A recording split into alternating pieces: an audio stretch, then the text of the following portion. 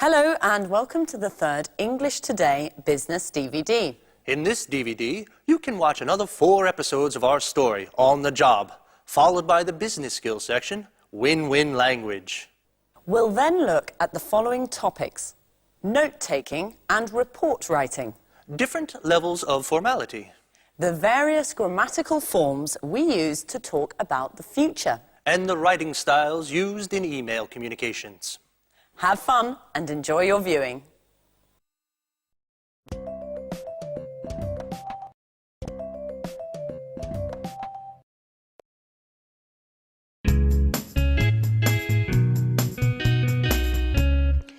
I've called you in today to bring you up to speed on our new cookbook series. Anne's going to take notes, from which we'll then develop a detailed outline of the work in progress, and then set the deadlines. So Gary, which authors have we contacted? We've got in touch with Jones, Bradford, Smith, Fox, and Grant. Unfortunately, we haven't been able to contact Tchaikovsky. I think he's abroad at the moment. What? Sorry. Could you spell that for me, please, Gary? Certainly. C-H-A-K-O-S-W-S-K-I. He's one of our Russian collaborators. Couldn't we get in touch with Parker in his place? What do you think? He's worked with us in the past. It's a good idea. Unfortunately, I haven't got his number. I think I have it in my old appointment book. Let me just make a note of that so I don't forget.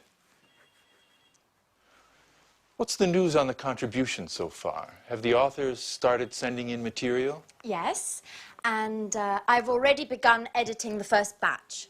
Excellent, Anne. You'll also have to take care of researching the images.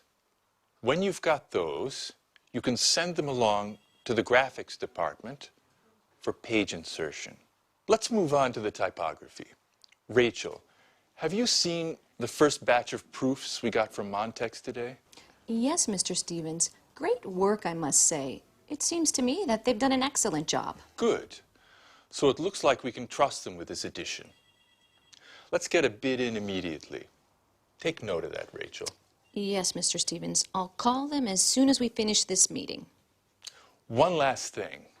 We haven't found a title for this series. Do you have any ideas? Come on. Use your imagination. I want something original, something catchy. Nothing? Okay, then that's your first task. Do some brainstorming to come up with some ideas, and then we'll go through them together. Why the long faces? There's nothing to worry about. You're a great team. I'm sure you'll think of something interesting. Okay?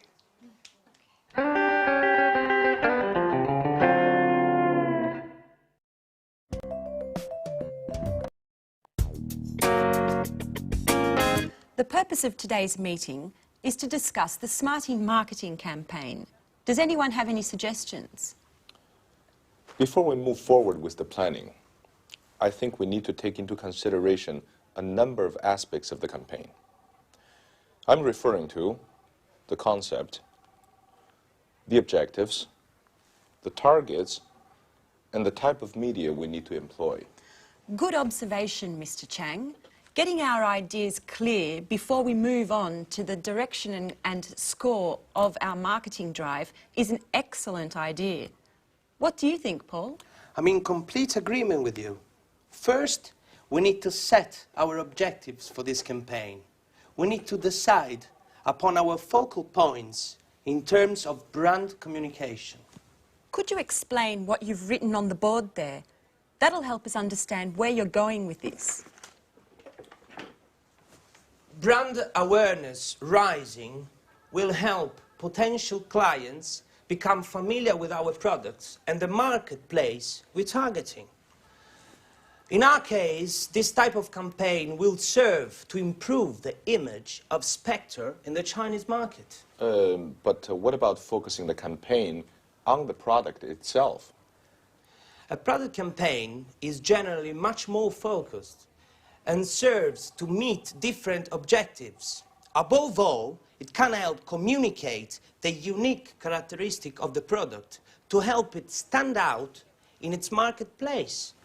Of course, this can eventually bring positive results to the entire line of products. And in your opinion, what type of campaign best suits our needs? Well, considering that the Chinese market is new for us, I'd choose a campaign focusing on brand awareness with a simple but effective message, such as our company provides sporting goods with a high-tech edge, and then follow up with a successive campaign focusing on the smartie. Are there any comments on Paul's proposal? I'm in complete agreement with him. Great. Would you like to add anything, Paul? Not for the moment. Well, if there are no objections, I'd like to move forward on this. Our next step is to contact a marketing agency. Could you take care of that, Paul? Certainly, Victoria. Well, if there's nothing else, I really need to get going. Oh my goodness, look at the time. You're always busy, aren't you, Mrs. Lee? I think you work too much. Well, actually, I need to go to my son's school play. I promised him that I wouldn't miss it for anything in the world. Well, then get a move on. Children always come before business. What are we doing now? Let's go for lunch.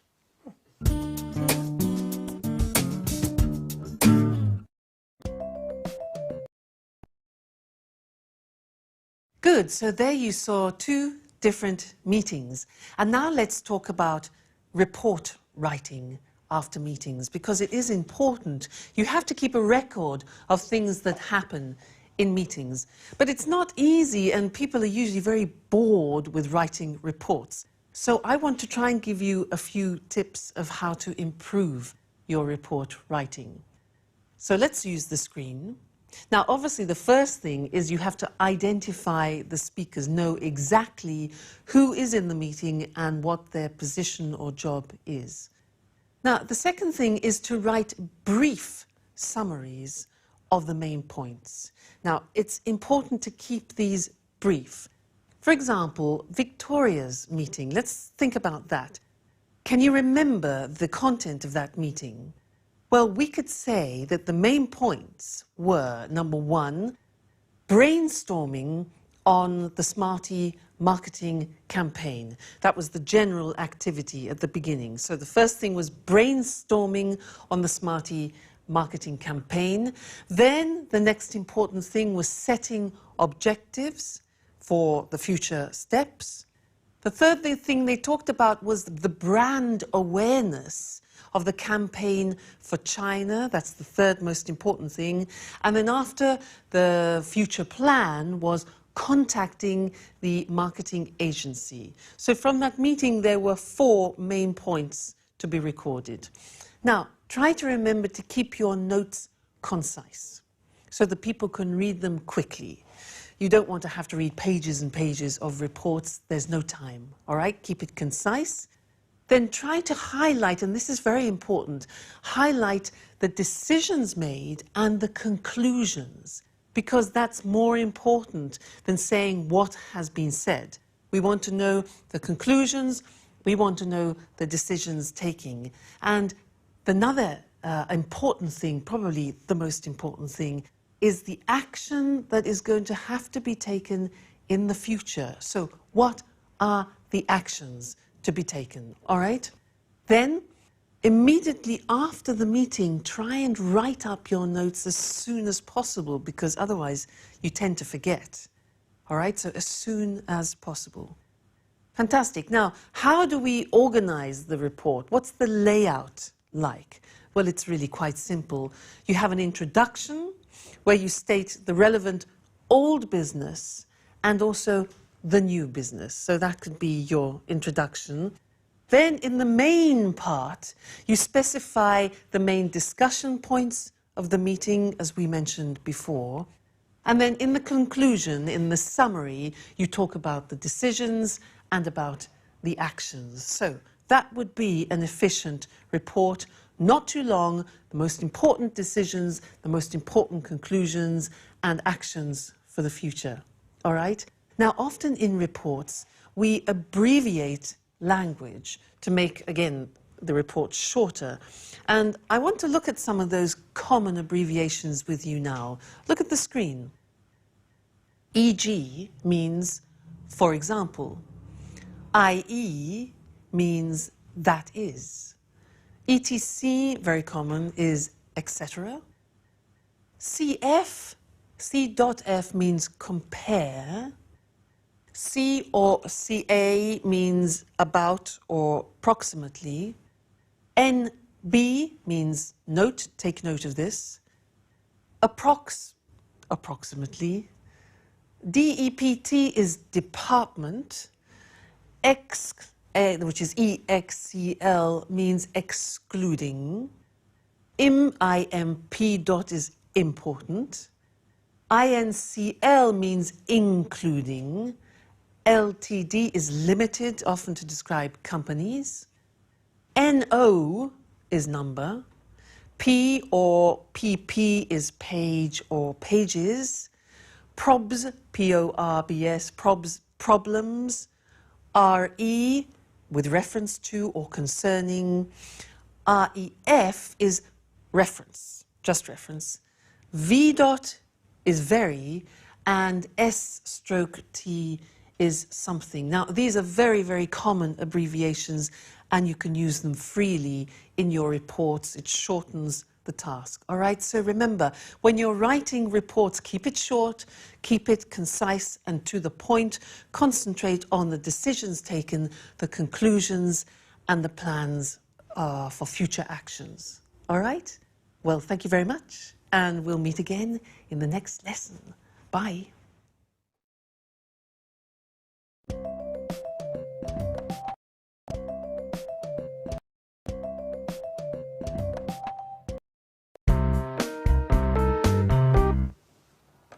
Mr. Chang, can you hear clearly? Yes, I can. Go ahead. Okay, then let's begin. So, Paul, how's the marketing campaign coming along? We're putting together a complex communication strategy that's going to leverage different channels, from TV spots and radio jingles to magazine runs and banner advertising on the internet. The internet. Are you sure that'll bring about results? Absolutely, Victoria. The internet has enormous potential.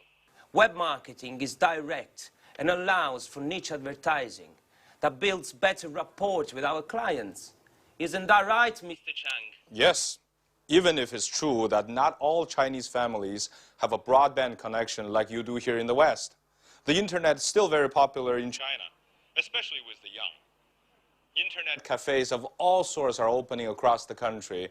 And according to the Chinese Information Technology Ministry, the number of avid internet users has already reached 120 million. Wow, I had no idea there was such a boom in information technology. Oh, yes. Technology has become the determining factor in the economic and cultural development of the contemporary Chinese society. Above all, it's young adults who are influenced by these new communication media. 60% of web servers in China are between the ages of 18 and 26. Words such as forum, blog, email, and chat have become part of their everyday speech. I think we need to focus our efforts in this arena to successfully market our products. As a matter of fact, not only am I working to develop a graphically attractive site with plenty of content, but I am also contacting major internet portals to post animated banners. I am also looking into other means of reaching a much more clearly defined niche by target advertising through news groups, mailing lists, chat rooms and forums. I'm even thinking of launching a viral marketing campaign. A viral what? Sounds like a disease to me. Viral marketing is a marketing strategy that induces users of certain internet sites to promote products to other surfaces, like a virus. In this way, exponential visibility of our message is possible. It's like a word of mouth on steroids. If we succeed, it's a low-cost communication strategy that has an extremely attractive growth potential that's hard to calculate. Pure genius. I must say, Paul, you're the tops when it comes to technology. Well, considering I spend so much time chatting. Don't tell me that you prefer friends made in virtual space. Well, to be truthful, I found my fiancée on the internet.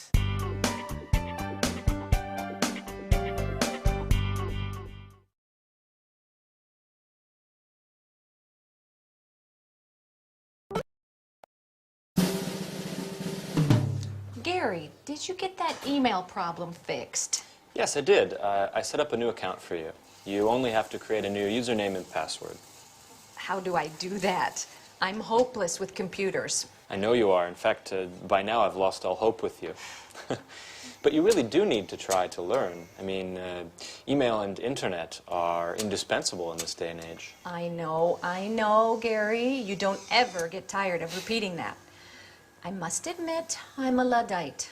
How I miss the days when you wrote letters by hand and visited the library to do research. Everything's changed now. I think I've done well to learn to send and receive emails. Speaking of emails, I noticed what you were writing to the authors, and if you'll permit me, Rachel, your emails are much too stuffy and formal. They don't fit in at all with internet jargon. What are you saying? I'll give you an example. When you start off an email, you use, "We'd like to inform you that." It's quite old-fashioned, you know? It's better to write, "Did you know that?" Or another example, when you need to make an excuse, you begin, "We regret to inform you that." It's much better to use something like, "Unfortunately, we can't." It's less formal, but at the same time, more professional. Email needs to be kept simple and to the point. Use abbreviations as often as possible and keep phrases short. If you're writing to someone you know well, you can even add an emoticon. It's always a pleasure to get one. An emoticon? What the devil is that? You're so old school, Rachel. Emoticons are those little faces that you can make using keyboard characters that show how you're feeling at the time. Okay, Professor. I'll try to simplify and use a more colloquial tone when writing. Perhaps I'll even put in a smiley. It's not difficult. You'll see. Just let the magic of the internet transport you. But remember to use netiquette. You're talking like a computer manual. What is netiquette? It's good manners on the internet. It's the rules of the road, of the network. Rachel. You really do need to get some practice, don't you? I've got an idea. Why don't you let me sign you up for a forum? That way you can learn the rules of the road and the lingo as you surf. Speaking of which, do you like music? Huh? Music? Yes, very much so. Great. Then I'll add podcasting sites to your favorites. So you can download podcasts and maybe even burn them to disk. Stop! Gary, oh, you're driving me crazy. I don't understand a word. Besides email, I have no desire to learn any of it. None of it. Do you understand?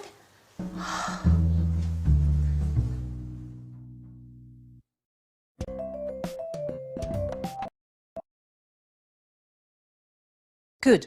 Now, before talking about email writing, I want to talk about another concept which we've already looked at before. It's when we use formal and informal language in English, because often you have to choose, and it depends on certain factors in the conversation. So let's look at the screen now to help us with that. Now, one of the first important things to remember when you're choosing either formal or informal language is the function. What do I mean by that? What I mean is, what is the purpose of the conversation? Because if you are asking your boss for a favor, Now that's quite a tricky situation, so you need formal language.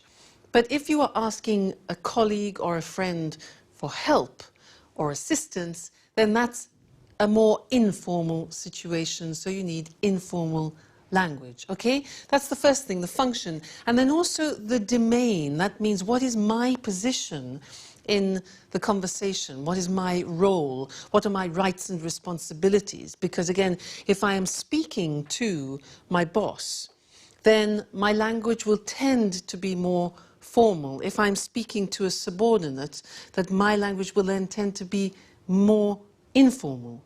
All right, but let's look at some examples for you to understand better. Now, the first one is, look at this. Excuse me, do you think it would be possible for me to have a day off next week? Now, do you think it would be possible? That is obviously high register formal language. And the situation is a subordinate asking their boss, do you think it would be possible? The next example is, Tom, could you give me a hand? Now, you can see could you, it's less elaborate language, it's informal, it's probably a situation between two colleagues, so that's informal. What about the next one? Peter, hurry up with that report. That's interesting because hurry up is an imperative, it's asking for specific action, so in this case it's probably a boss talking to his or her subordinate. Okay? So formal, informal. And in the second scene, where there was Gary and Rachel, Gary was trying to make Rachel use less formal language. And in fact, the examples were these. She wrote initially, we'd like to inform you that. Now that's very formal in English. He suggested this. He said, no, use informal, say this. Did you know that? Look at the difference. We'd like to inform you that, or did you know that? The other example that he drew to our attention was, she said, I regret to inform you that. Regret is a very formal verb. I regret to inform you that. He said, no, no, use unfortunately. Unfortunately, we can't. So that's very interesting, and we will look at that more closely in another lesson to help you when you're in the process of writing emails. But one more important thing, when you're dictating email addresses, you need to know how to say the punctuation of emails. So let's look at that list now together. The first one, underscore, dash or hyphen. Next, colon, semicolon, full stop, dots, comma, apostrophe, slash, double slash, at, brackets, speech marks, question mark, and exclamation mark. All right, so learn those and practice them. They're very important from when you're giving or you're taking email addresses. Good, that's all about emails for now, but we'll come back to it in another lesson, okay? Bye.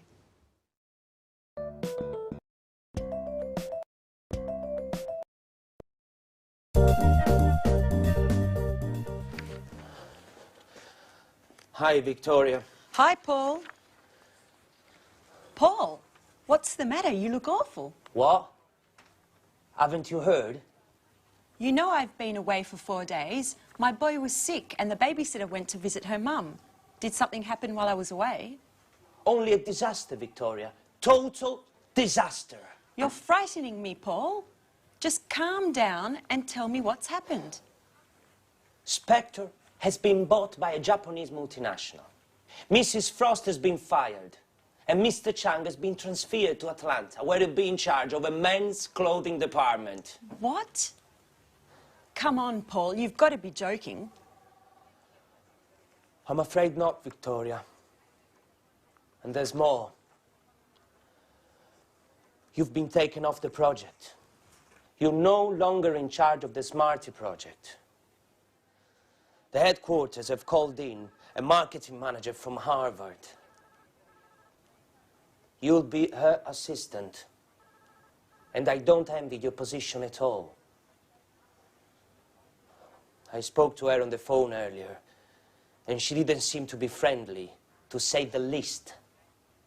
You know the type, Mr. Know-it-all. As a matter of fact, she's just sent this fax with her analysis of the sporting goods market and with a few of her tactics. The fax is entitled, "Study this thoroughly before my arrival." Oh my God, but why? Things weren't perfect. Spectre was having trouble, certainly, but they were indicative of a crisis that is being felt throughout the sector. In fact, that's why we launched the Smarty campaign targeting the Chinese market. We were trying to create some momentum, new opportunities. Things weren't going badly.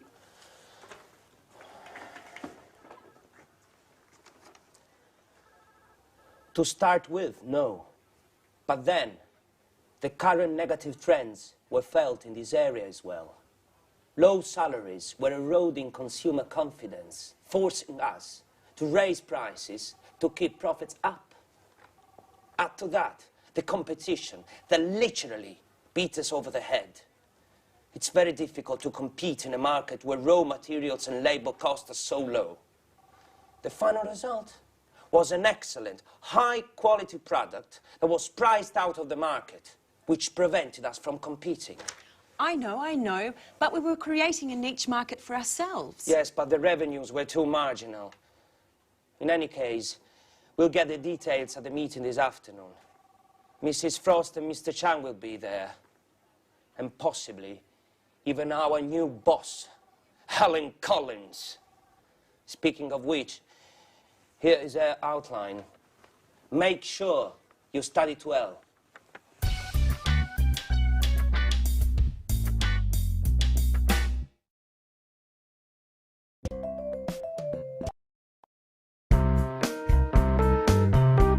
As you know, we're dealing with a very difficult situation at the moment. On the one hand, our revenues are sinking due to price battles with our competition and the fact that consumer demand continues to decrease. On the other hand, our internal costs continue to rise. The result is a significant fall in profits, which has forced us to sell out to a Japanese multinational. It's not a pretty picture. Couldn't we have considered corporate overhaul? Anything would have been better than this drastic solution. Improving company efficiency calls for massive investments that we are just not in a position to make. And with our books in the red, we couldn't move forward with these investments, not to mention the personnel cuts we would have had to endure. Believe me, Mrs. Lee, before we went ahead with the sales of Spectre to the Makiko Group, we took a number of other solutions into consideration. Unfortunately, none of these provided the answer. And what about the Makiko Group? How do they intend to resolve this current crisis? Makiko has already reorganized a number of firms in the past and therefore possesses the appropriate know-how. I do know that they plan to put a major restructuring of the company into action, from A to Z, corporate workflow and bookkeeping, management, sales and logistics, to name a few. Above and beyond that, they intend to introduce new direct marketing techniques to improve consumer satisfaction and improve corporate visibility in the marketplace. And how? What is the winning strategy? I don't know exactly, but I believe they want to create incentives through promotional strategies. They intend to participate in the largest trade fairs in the sector, open a franchising chain of brand name shops, as well as factory outlets for wholesale. And what do they intend to do with the Smarty campaign? I think, Mrs. Lee, you've already been informed that you will no longer be in charge of that campaign. From that point on, you will be working with Mrs. Collins. Collins is a marketing manager that headquarters has chosen to send here to take charge of the Smarty account as well as other products. As you know, after the initial sales success of Smarty on the Chinese market, sales fell well below our expectations. As far as I know, Mrs. Collins intends to analyze exactly what went wrong and then relaunch the campaign using traditional market techniques. And these will include market research, telephone surveys, bots, etc.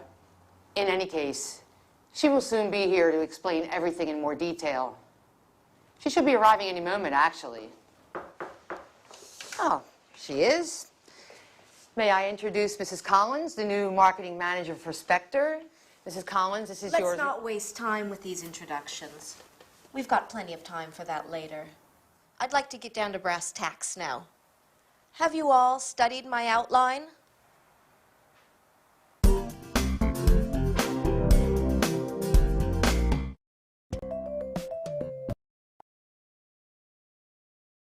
Well, that was pretty dramatic news, wasn't it? Big changes for the future. And in fact, that's what I want to look at right now with you, the future, and the different ways of expressing the future. Let's call on the screen to help us do that. Now, a lot of people think that in English, to describe the future, we use will. Well, that's true up to a point. But there are many other ways of expressing the future, depending on the type of possibility in the future that you want to talk about. So let's look at the examples. If you think that something could happen 40%, the possibility is 40%, you wouldn't use will. You would use these verbs.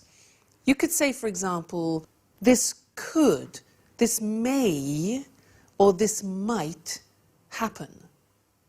Or this could, may, might not, the negative, create a problem. You see, these verbs here, could, may, and might, express 40% possibility of something happening in the future.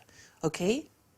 Let's increase the possibility to 80%, and we need to change the verb. So the example would be, this shouldn't create a problem. So should expresses more 80% of possibility. Now there's another very interesting way of expressing this 80% of possibility. Maybe you don't know it. It's this. This is likely to create a problem. Now likely means probable. So this is likely to create a problem. The verb to be plus likely. Now if it's the negative form, we would say this is unlikely to create a problem. All right? Important, you'll hear it a lot describing future possibility. Then if you want to make a very strong prediction for the future, so we're talking about 100% possibility, that's when we use will, because we relate it to a strong prediction. And the examples are, this will create a problem. The negative would be, no, this won't particularly create a problem. Okay, this will and this won't create a problem. And in fact, in the video episode that we heard, the example that Paul said was, you'll be working with Mrs. Frost. That's what he said to Victoria. You'll be working with Mrs. Frost because that's a strong prediction. All right, so that's interesting. Different ways of expressing future possibility. Could, may, might, 40%. Should, likely, unlikely to, 80%. And then will for 100% prediction. Okay, so that's all we have to say for the time being on the future. Remember, different ways of expressing the future.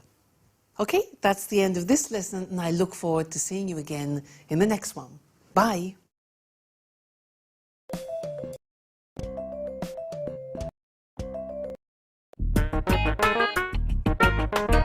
Okay, sweetheart. And remember, do all your homework and then you can watch those cartoons you like so much on TV. I better get going then. Okay, bye. You do know, don't you, Mrs. Lee, that personal calls are not allowed during working hours? It was just a short call, Mrs. Collins. I was just checking in on my son. Don't you have any children? I do not. I don't care for children. Now let's get back to work. We've already wasted too much time with the small talk. Mrs. Lee, from now on, you'll be in charge of all the email correspondence we receive from our website. Keep in mind that I expect satisfactory replies. Specifically, do not try to argue with anyone.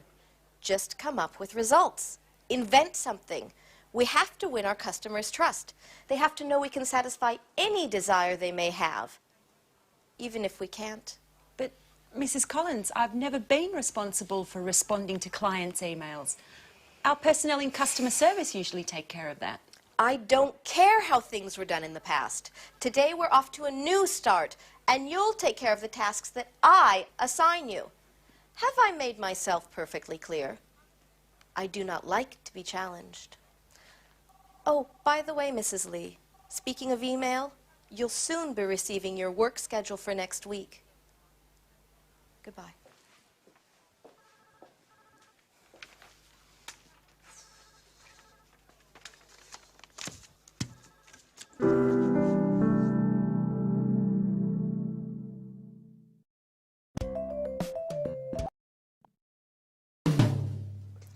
So, this client who just purchased a pair of outdoor shoes would like to receive a Spectre catalogue. Dear client, first of all, congratulations on your purchase. In exchange, would it be possible for you to spend 5 minutes at our company website completing a customer satisfaction survey? Please do not hesitate to contact us with any questions you may have concerning our product. Yours sincerely. I think that works. Who would have ever thought I'd end up doing a job like this? Now that that spiteful woman has arrived to order me around, I'm tempted to give it all up. I wish I had a more creative position. Writing, now that's my true passion in life. Ah, an email from Mrs. Collins. Mrs. Lee, attached you will find your work schedule for next week. Don't forget to keep this in mind at all times. I do not want any more time wasting. She manages to be a royal pain even when writing an email. I don't think I'm going to hold up for much longer. Another email? What the hell does she want this time? Ah, no, it's from Mr. Chang. Dear Victoria, before leaving, I wanted to send my regards. I'm truly sorry that things have gone so terribly wrong. We worked very well together, and I highly appreciate the mutual respect we had for one another. I know that between you and Mrs. Collins there's no loss of love.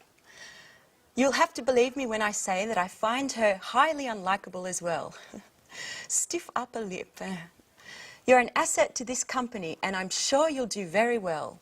It's been a great pleasure knowing you and please keep in touch.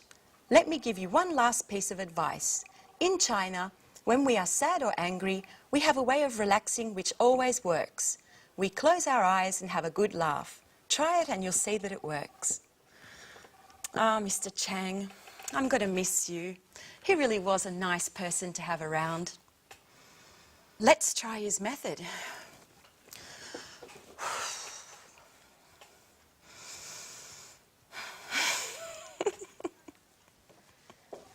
Mrs. Lee, what are you doing? Is this how you work?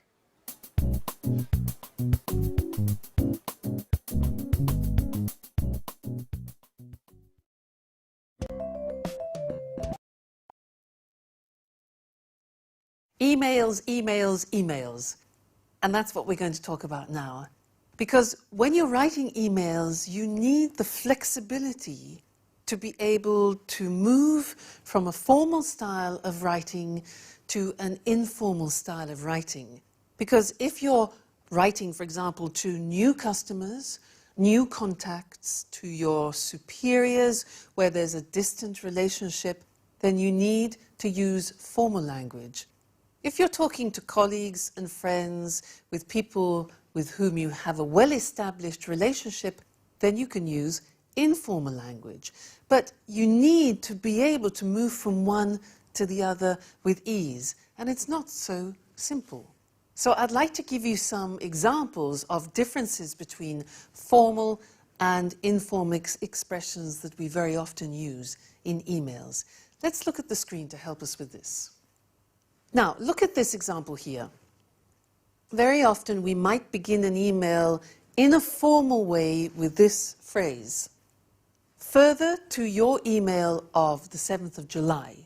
Notice, further to your email. Now that's formal. How would we say that informally?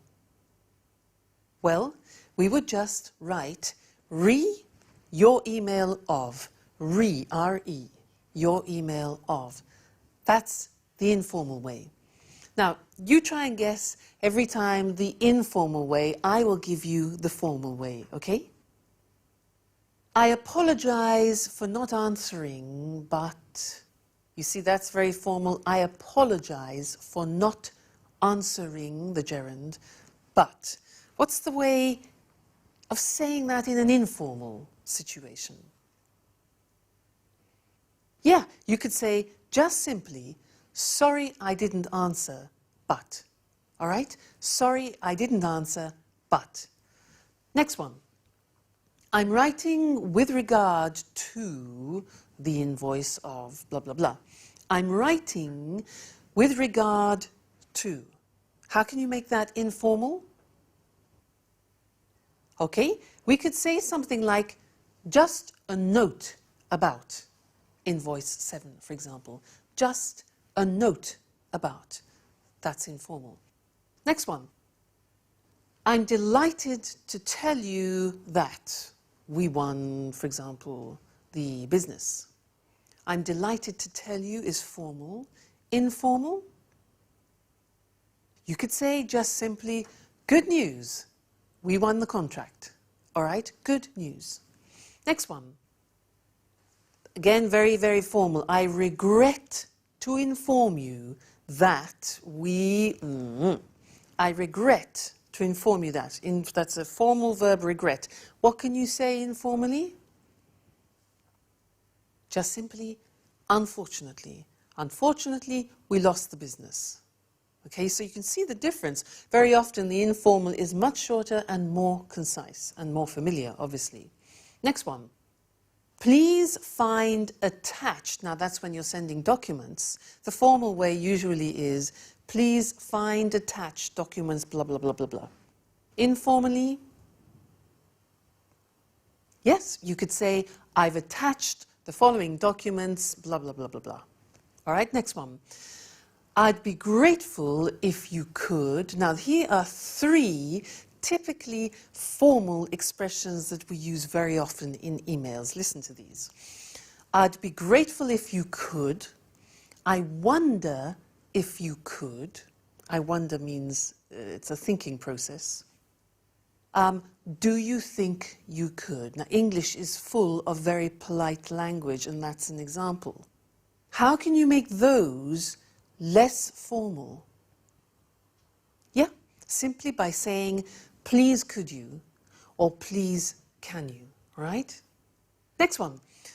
Do not hesitate to contact me should you need any further information. Now that is a classic phrase that we use in emails. Do not hesitate to contact me should you need any further information. It's formal. How do you make it informal?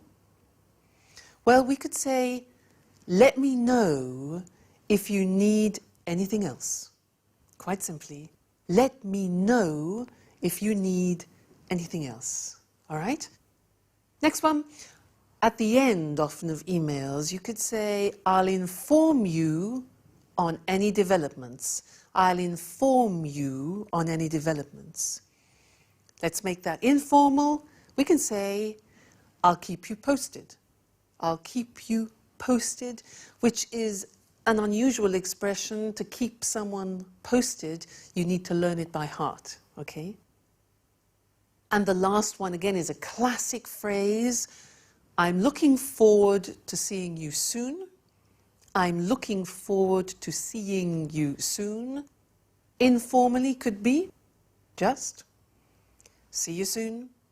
Best wishes. All right? Good. So I hope that helps you be able to expand your repertoire of formal and informal language, because it's important for you to give the right impression when you're writing. Good. So that's all for now about emails, and see you again in the next lesson. Bye.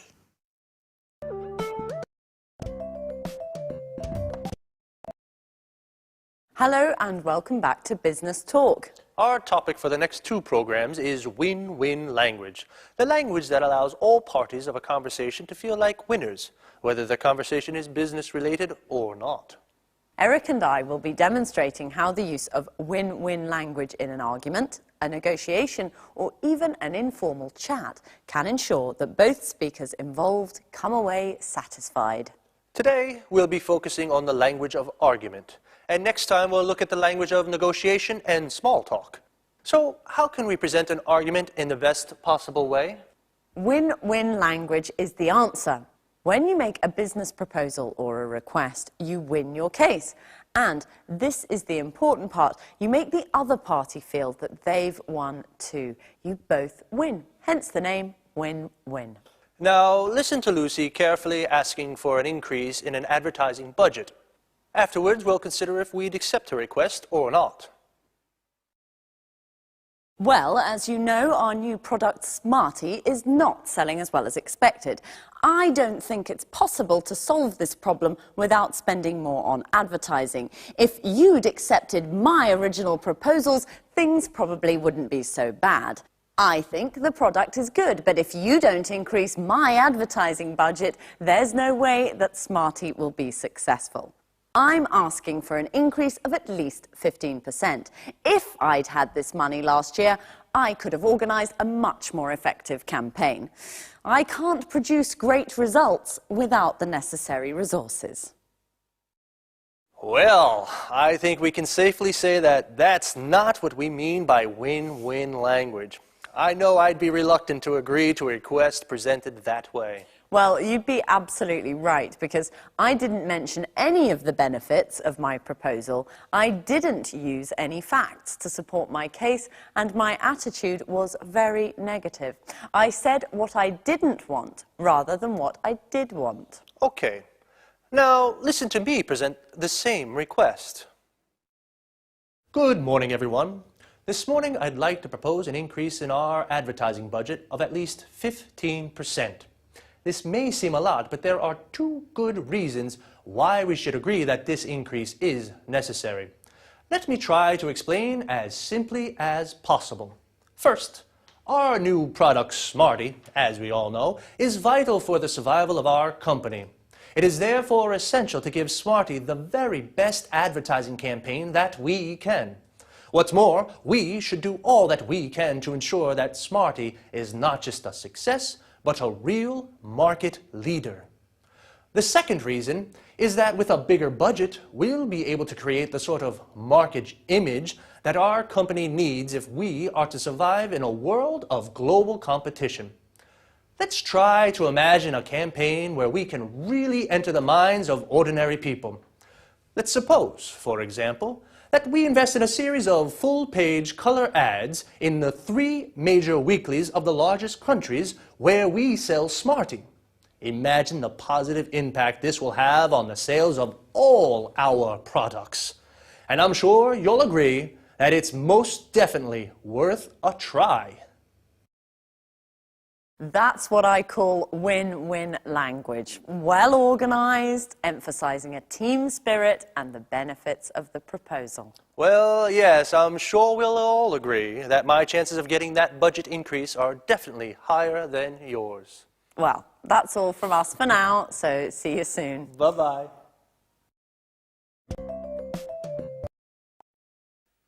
Now, let's take a closer look at exactly why my request was more convincing than Lucy's. Well, if we consider the 3 fundamental points that are the basis of all communication strategies, simplicity, organization, and language, and look back at our presentations, we can clearly see that Lucy hadn't organized what she wanted to say. She didn't mark each point clearly, and she created a barrier between herself and her listeners with her repeated use of I and you. Here are just a few examples from Lucy's request. I don't think it's possible. If you'd accepted my original proposals, if you don't increase my advertising budget, there is no way that I'm asking for, I can't produce great results without. Remember, team spirit? Well, it's very important in win-win language, because if you and the person you're speaking to are on different teams, it means there will be a winner and a loser could be you. Notice also how Lucy's attitude and language are very negative. If we look at my budget increase request, we'll see a very different approach. First of all, I presented my case in a logical way. People react positively to ideas that are well organized. I marked each point clearly with opening sentences like, "Let me try to explain. First, it is therefore essential to, what's more, we should. The second reason is that we will be able to. Let's try to imagine a campaign where we can. Let's suppose, for example, that we invest in." These opening structures are very useful. They organize your presentation logically and therefore make it clear and simple to understand. Notice, too, how the use of we and are make a huge difference. It puts the speaker and the listener in the same team and makes it possible for both to be winners. As well as organization, simplicity, and language, here are a few argument strategies to help you win your case. Present your proposal in a logical way. Emphasize the benefits of your proposal. Choose 2 or 3 strong arguments. Too many reasons can weaken your case. Be positive. Say what you want, not what you don't want. Use facts and figures to support your request.